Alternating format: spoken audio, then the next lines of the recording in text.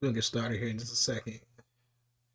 I'm going live on Instagram, YouTube, and Facebook. So make sure you tap in because we got some stuff to talk about, y'all. We have some breaking news that we're going to talk about. So while I get started here, if there is any comments you guys have, please make sure you leave the comments. I don't care what they are. You can say whatever you want to say. You can say that this is interesting. You can tell me that I'm reading too far into it. It doesn't, whatever, it doesn't matter. Whatever you want to talk about this, you can say it. It's an open, this is the trust tree. So whatever you want to say, you can say it. And if you don't want me to post it, just tell me you don't want me to post it.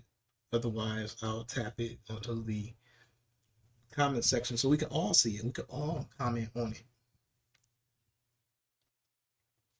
So with that being said, we're going to get started here. My name is Johnny, and this is Live with Johnny. I can see comments and things like that, so make sure you leave your comments, all that good stuff. So with that being said, if you want to donate too, I know it's like local business weekend or something like that. Donate. Y'all can donate. My donation tag is down there. Cash App tag is down there, so you can donate, and that would really help out with producing this program, because it's not easy, it's not free, it's not cheap. It does cost me to put this thing on, so make sure that y'all tap in, all right, and do your part and help out. So we're gonna get started with the topic. If you're older, this is something you want to pay attention to, because this is not just a young rapper. This is Drake. This is our generation. So make sure you tap in and leave your comment. So let's get started, y'all. Live with Johnny.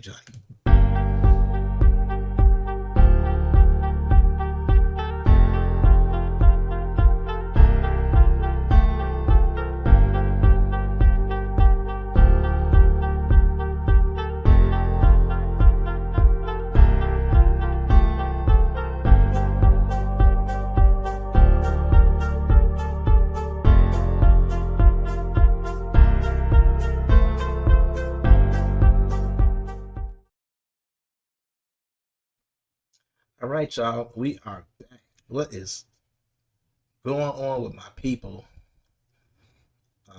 here in Peoria and also everywhere else? If you even tapping in from somewhere else, because we are on a few different platforms. We're on YouTube, we're on Facebook, and we're on Instagram. So make sure you tap in. So before we get started, D-Mill, what up, D-Mill? He said, yeah, it's an old news. Next topic. It's true. It is old news, but it's starting to come back up because just recently, Drake's killer wants an appeal. And in his appeal, he's naming Drake. So he may get appeal when they take another look at his case, and he's pointing out other people. One of the biggest names that he pointed out is Drake. So Drake may be in a bit of some trouble. And all this is coming because my hands are like the ashy, but I don't think they know. All this is coming because just recently Drake is not necessarily a lawsuit. He's preparing a lawsuit. He's putting the pieces together to do a lawsuit on Kendrick Lamar because he feels like Kendrick Lamar song Not Like Us got boosted due to like bots and just some like deceptive practices with the whole industry. Now the thing about this, here's another artist going up against the industry, and we all see that these things don't go good at all. That's kind of what's crazy about it, because we've seen P. Diddy do it. And P. Diddy is a huge artist. You can argue that P. Diddy is bigger than Drake as far as in the industry. So if P. Diddy can't go against big wigs, what makes Drake think he can go against big wigs? One of the stories I heard, and this is crazy, y'all. This is insane.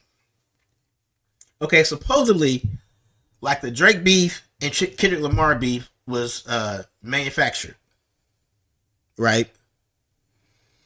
Like both parties knew, like, we gonna do a beef to sell more records, because hip hop at that point was starting to lose album sales.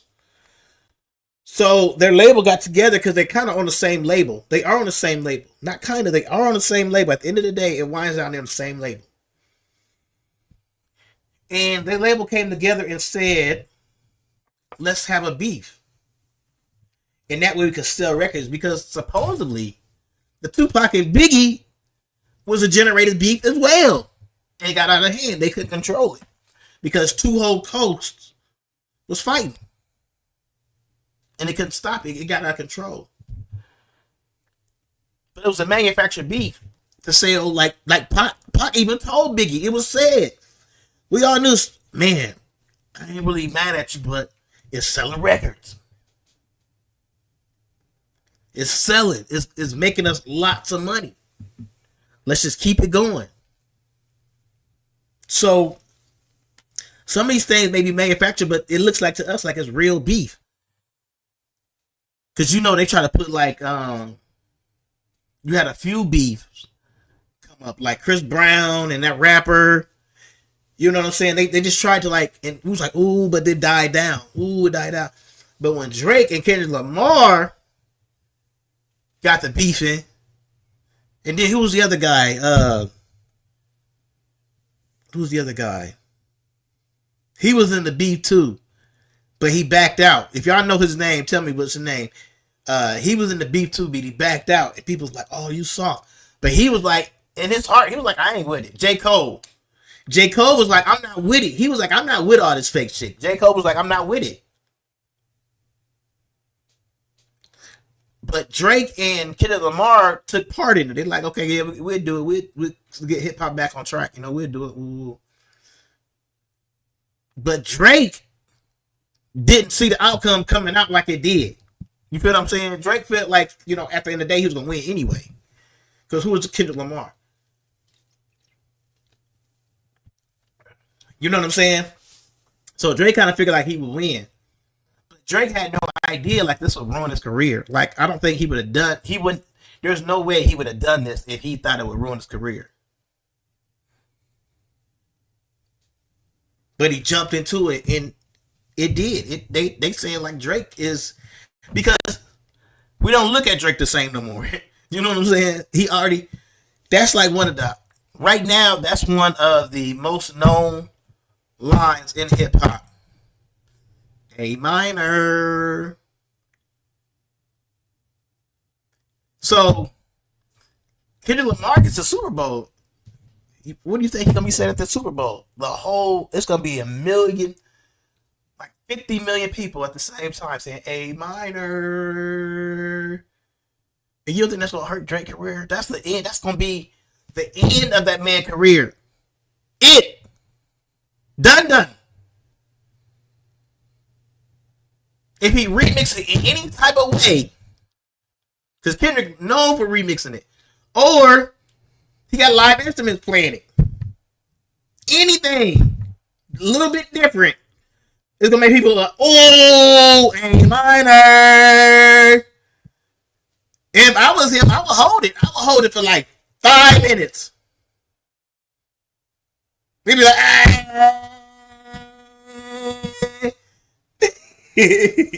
sorry for being so loud, but I'm serious. Like, I would hold it if I was him. Like, anything. Like, that's a death. Drake didn't think it would get to that point. Drake just figured like, I'll make a few diss albums. We'll both make some money. Cool. I go back to who I am. But no. Ain't no going back. I don't even look at Drake the same no more. Not because of that. I mean, that kind of because you want to question it. But I'm just saying, like, you was the biggest rapper of all time. Like, you didn't have to battle nobody. You remember when Drake said a famous line in one of his rhymes. Just like, if you say something about me, you'll never hear a response.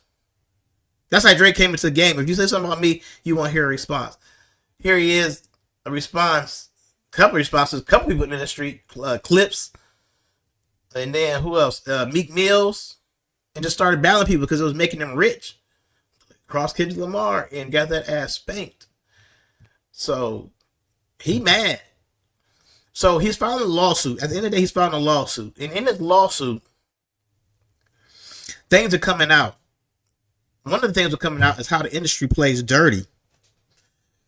And how the industry makes sure that artists are going to get way more play and way more spins than an independent artist to make them want to switch over and sign. Because you're never going to get to that point where you're bigger than a major artist. So eventually you got to sign. And that's what he's kind of exposing. Like, they play dirty games, illegal games, maybe. But let's take a look at this video, because this is wild, y'all. And y'all tell me what y'all think about this. They are, because you were an essential part of that crime. When you went to spend that blood money on sneakers and jerseys, you revealed to the court the value you place on the human life that was taken.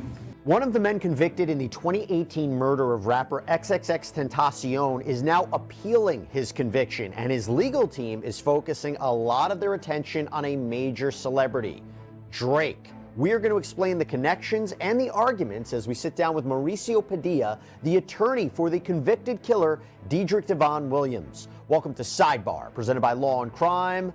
I'm Jesse Weber. Dedrick Devon Williams, who's behind bars for life for murdering rapper Xxxtentacion, is now appealing his case, his conviction, his sentence, on the grounds that he did not receive a fair trial. Y'all, these are babies. They babies. Look at dude look like a baby, a kid. And you have to understand the way that Diddy plays, the way that they say Jay-Z plays. Anybody who get bigger than them end up dead. Like, that's not a coincidence. Violently. Anybody who get bigger than them end up dying. Y'all, the industry, something's not right, y'all, in the industry. Like, I'm not pointing a finger at nobody, please. All of it's allegedly. But you have to look at it. Every time somebody get bigger than any of these 3 stars or anybody who's on top, they end up dying. Pop Smoke, he was going to be big. He was going to be one of the biggest rappers in the world. Calling out King of New York. They was like, ain't nowhere in the world you finna be King of New York and you ain't pay your dues. You gotta go. All of them get robbed the same way. Like, make it look like it was a robbery, money. Man, y'all need to pay attention, man. These people, these rappers put hits on these people. But okay, let's take a listen. Trial. And this is in part due to what his attorneys say is the exclusion of evidence that pointed the finger or maybe pointed the finger at other people. And one of those people whose name has come up is rapper Drake. So I want to quickly get you up to speed on this case before we get into these new allegations, these new arguments. Maybe they're not necessarily new if you break down this case. So last year, 3 men, including Williams, were convicted and sentenced to life in prison for the 2018 killing of the star rapper. And to be more precise, they were convicted of first-degree murder and armed robbery in connection with the shooting death of the 20-year-old artist whose legal name was Jose Onfroy. Now, the jury deliberated a lot. They deliberated for a little more than 7 days before returning a guilty verdict. This was for Michael Boatwright, Dedrick Williams, and Trayvon Newsom. Now, this murder occurred on June 18th, 2018, outside of Riva Motorsports. It's a motorcycle dealership in Deerfield Beach. It's a suburb of Fort Lauderdale, Florida. And Xxxtentacion had just withdrawn $50,000 in cash from a bank. He was leaving the store with a friend when his BMW was blocked by an SUV. In fact, surveillance footage from the scene actually captures this shocking moment as 2 masked gunmen, later identified as Boatwright and Newsom, emerged from the vehicle, confronted the rapper at his driver's side window. There is a brief but very violent exchange with one of the men shooting XXX repeatedly. Afterwards, they snatch a Louis Vuitton bag containing the cash that the rapper had just withdrawn, and they speed away in the SUV. Williams was accused of being the driver of that SUV. And the friend, by the way, who was with Xxxtentacion during that attack wasn't injured, but he witnessed the murder. And the jury's deliberation was lengthy, but ultimately they concluded that the evidence presented by the prosecution was sufficient. It was beyond a reasonable doubt, enough to convict all 3 defendants. And that evidence included the surveillance footage. It included cell phone videos of the defendants flashing cash right after the shooting. It included incriminating text messages from Boatwright, including one right after the shooting saying, "Tell my brother I got money for the new phone." And then just minutes after that, sending in a separate text message a news article about XXX getting shot. And I also have to mention the key testimony of the trio's accomplice, Richard Allen, who claimed that he was a part of this robbery and he implicated the defendants. He pled guilty to second-degree murder for his role in this killing. Hey, so before we jump into this story, I have something I gotta tell you about. I host and executive produce a show called Crime with Jesse Weber, and now it is launched on Spotify. Yes, you can listen on the go. And this show puts a spotlight on those really shocking, infamous, controversial crime stories. We go from beginning to end, from the 911 call to the verdict. We go through body cams. So anyway, he promoting the show. So, you know, we're taking clips from another show. But, yeah, this is crazy, man. Like, I've always wanted to be in the industry. But the way that it seems like the industry is right now, and things you like finding out, things you had to do to be a star in the industry, it's really crazy, y'all. Let's listen to a little bit more. Main errors, in my opinion, in the case, which I had to sit through, argue, and live it, was the fact that in December of 2020, I filed a witness list. The state's reaction to that was to file a motion saying, we want the court to strike all of his witnesses, that's not even something that's legal or that you could do. You have to itemize who you want stricken. You just can't shotgun approach and say, I want all of his defense witnesses stricken. But the state attorney did that.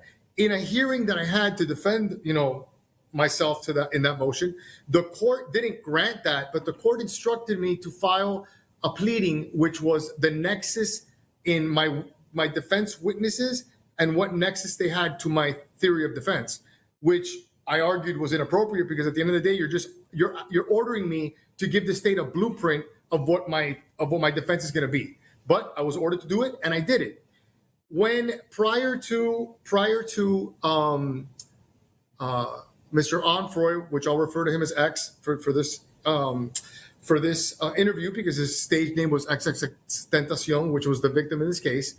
Prior to him being murdered, he had posted on Instagram, if anybody kills me, I'm snitching right now. It's Champagne Poppy. I'm paraphrasing, but something to that effect, right? So imagine the decedent said prior to his death, if anybody kills me, it's Champagne Poppy, which is Drake's Instagram name. I laid out in extreme detail all of my defense witnesses list, which included many rappers, because at the end of the day, the victim in this case was a rapper. He had feuds, ongoing public feuds with not only Drake, but a lot of rappers that are either signed to OVO or related to Drake in some way, including 600 Breezy, which is a Chicago-based rapper, and a rapper that's from Toronto by the name of, he goes by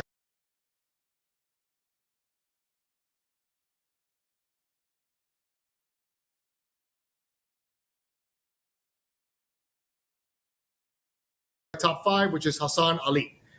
And I had to lay that all out in detail. The court was fully aware of my theory of defense. Prior to that, I filed a motion to perpetuate the testimony of Livingston Allen, which goes by the name of DJ Academics, because DJ Academics was friends with X and had posted long YouTube, content regarding this beef.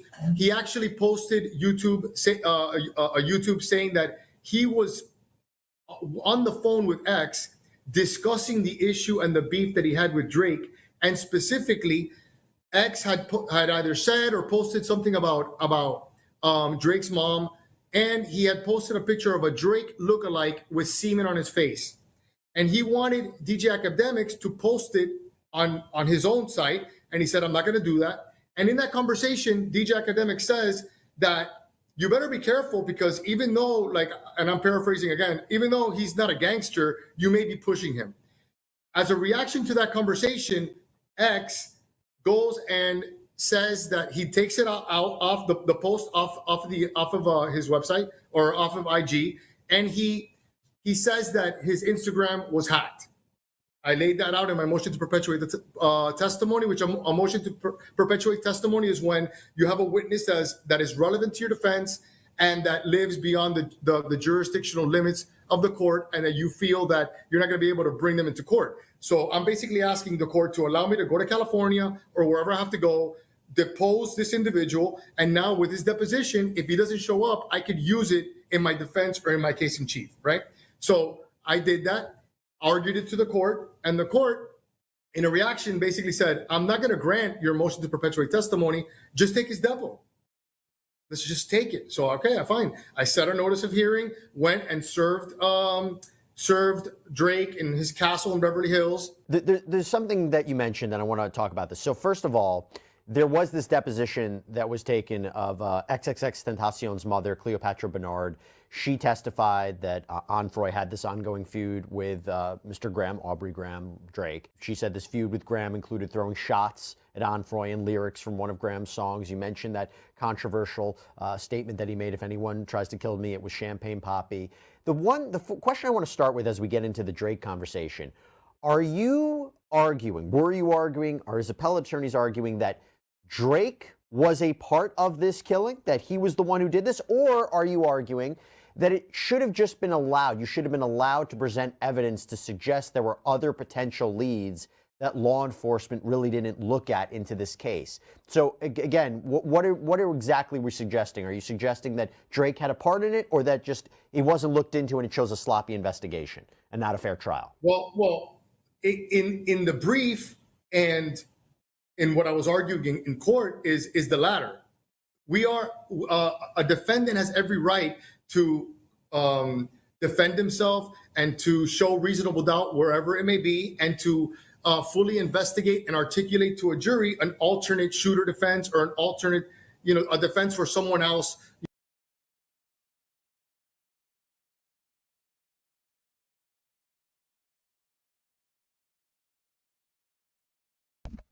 So we're gonna end it with that, y'all. This is getting deep, y'all. It's crazy, man. Some stuff is really going on in the industry. I don't know. We gonna see. Things are gonna come out in these next couple of months. Cat Williams was right when he talked about this is gonna be the year. You would never believe this type of stuff would come out, but it is. It's making an appearance. So y'all forgive me. I'm doing my laundry. I got this new rack thing where my clothes lay out dry like that, so it saves money. And then you just fold it up, put it away, so it's drying right now. So anyway, I'm gonna get out of here. I thank y'all for tapping in. Y'all, let's get ready. There's news to drop, but in the meanwhile, get ready for this holiday is what I meant to say anyway. But get ready for this holiday, and let's get ready to turn up. All right, cool. I'm out.